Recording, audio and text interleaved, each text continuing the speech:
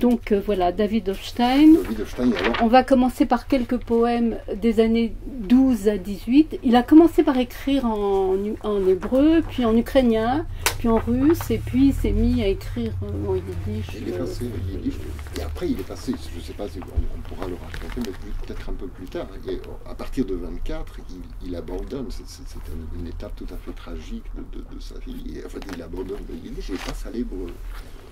Non, parce qu'il est parti en Eretz Israël. On va en parler après. D'accord, d'accord. Est-ce que nous commençons par les soirs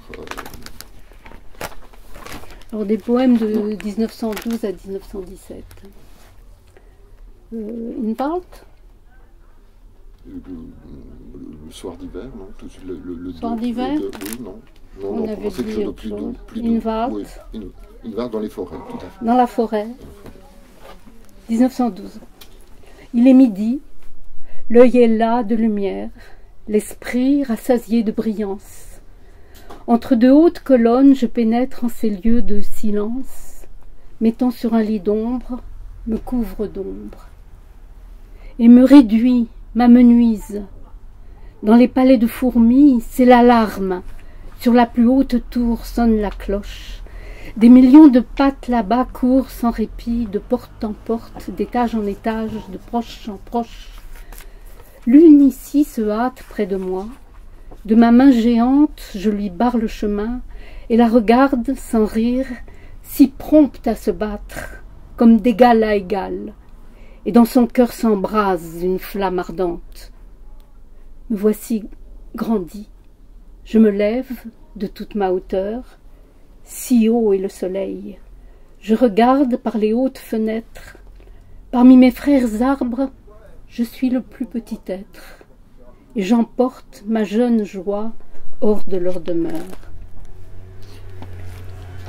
J'ai fait l'Ukrainien d'abord. D'accord.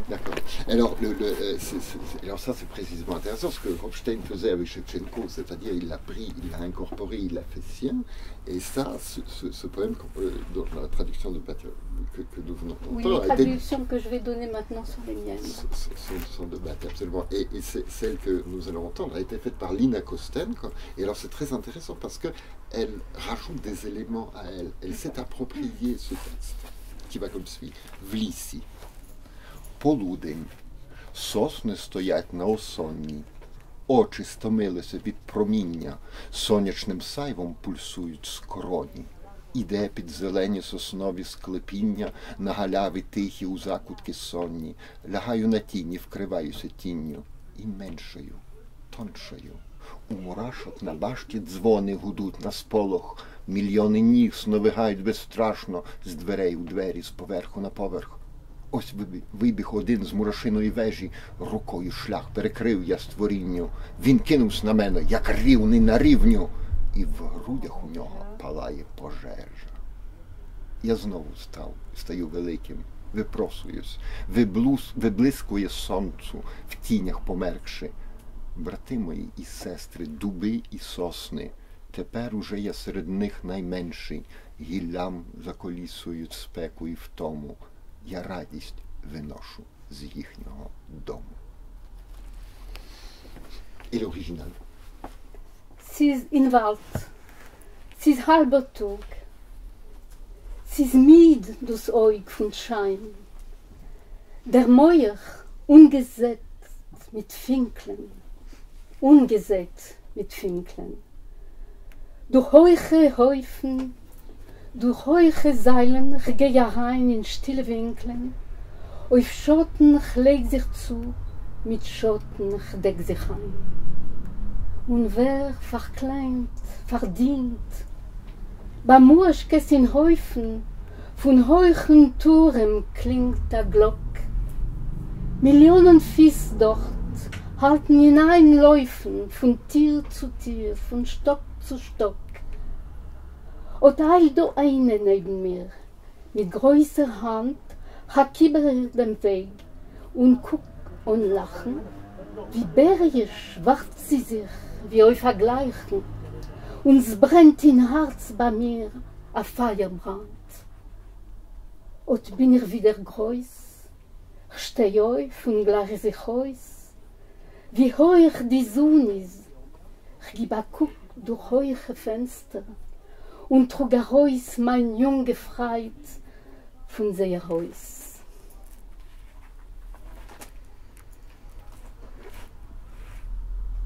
Le vent. Vent frais. Aussi 1912. Aujourd'hui, un vent frais, soufflant de la campagne, est venu se perdre sur les rues brûlantes, et ne sachant où aller, où se loger, est resté là sans bouger. M'échappant de ma sombre demeure, à la rencontre du vent m'en suis allée, et en une caresse de tendresse, le vent m'a enlacée.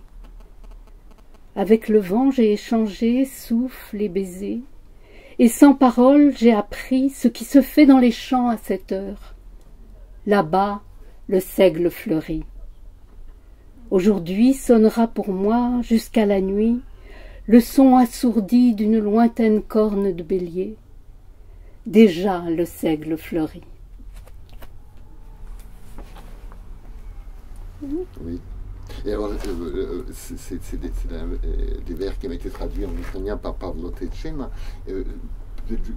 Deux mots sur la rencontre entre Hofstein et Pavlo Tetchina, donc ce qui date des années 20. Et Tetchina raconte dans un de ses articles qu'en 1924, il demande à Hofstein de lui lire Osher Schwarzman. Osher Schwarzman, qui était un cousin de Hofstein et qui est mort pendant qui a été combattant contre les Ukrainiens, voilà. En fait, dans l'armée rouge, et qui est mort, qui est dans l'armée rouge. Avec cela, il était un bon poète. Et Tetchina demande à Hofstein de lui lire des poèmes. Et il est tellement ébloui par ça qu'il décide d'apprendre le yiddish.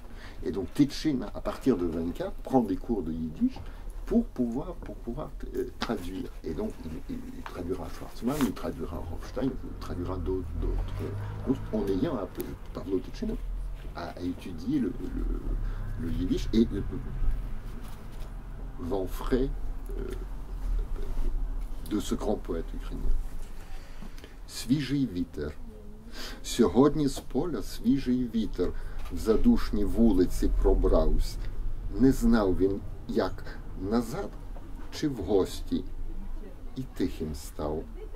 Я вийшов з хати в денний простір, навпроти вітру вийшов я, і м'яко вітер, легко вітер мене обняв. Ми обнялися, як зустрілись, і я без слів узнав, що там, таке там в полі учинилось. Цвітуть жита. Дзвенітимеш тепер до ночі, мені сьогодні пісня та. Цвітуть жита.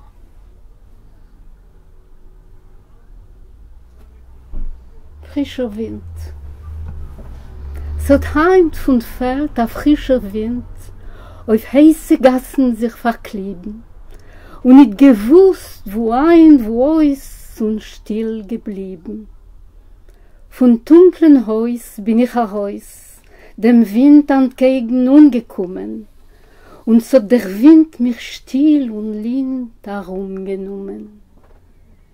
Ich hab zekuscht sich mit dem Wind, und ohne Wort geworden, wo's tut durch Felder sich hat sind, dort blüht schon Korn. Es wird mir klingen heint bis Nacht, der stille Schall von weiten Horn, es blüht schon Korn.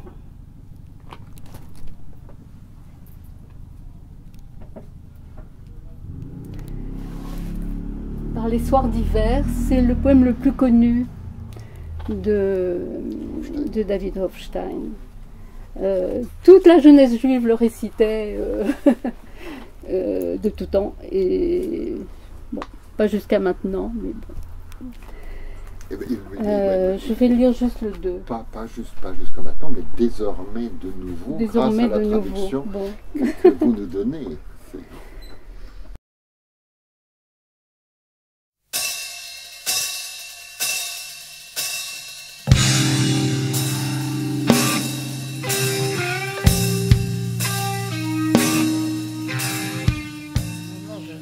Dès que j'ai du temps, je traduis tout ça.